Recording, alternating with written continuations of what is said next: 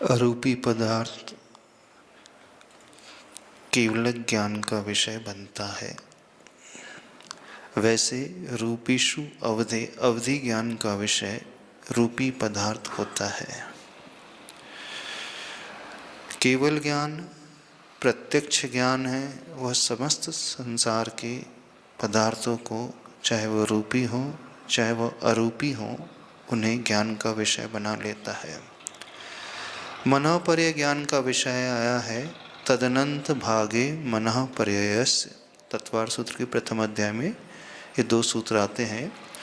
सर्वप्रथम अवधि ज्ञान का विषय जो वाला सूत्र कौन सा है?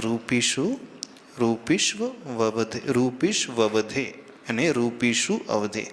अवधि ज्ञान का विषय रूपी पदार्थ। फिर मनःपर्यय ज्ञान का विषय क्या है?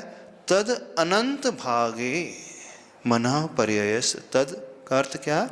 जो अवधि ज्ञान का विषय था उसका अनंतवा भाग मनःपर्यय ज्ञान जान लेता है। तो अवधि ज्ञान रूपी को जानता है, तो फिर मनःपर्यय ज्ञान भी उस रूपी ही पदार्थ को जानेगा,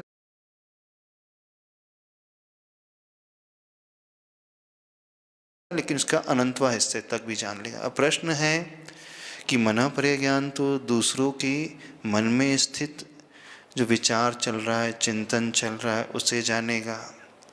अब मान लीजिए कोई व्यक्ति के मन में सिद्ध शिला का चिंतन चल रहा है, अथवा सिद्ध परमेष्टि का चिंतन चल रहा है। सिद्ध भगवान जो है निराकार होते हैं, सिद्ध भगवान जो है रूप रंग रस से रहित होते हैं, उनका शरीर नहीं होता है ना।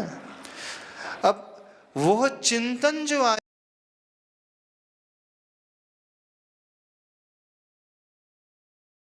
अरूपी का, वह चिंतन अब रूपी बन गया।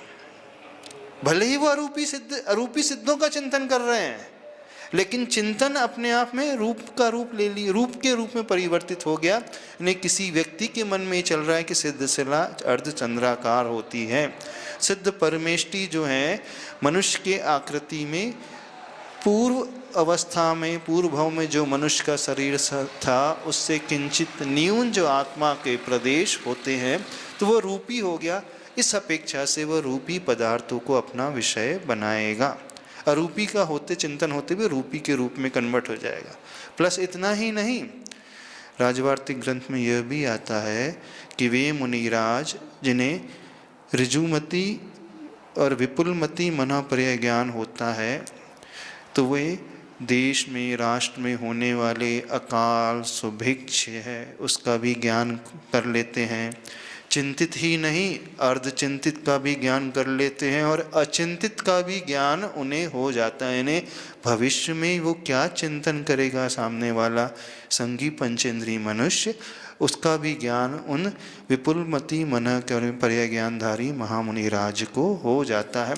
तो मात्र मन की ही संबंधी नहीं है, राष्ट्र आदि में होने वाली प्राकृतिक आपदाएं, सुभिक्ष आदि है, इन सब को भी वो ज्ञात कर जाते हैं। इस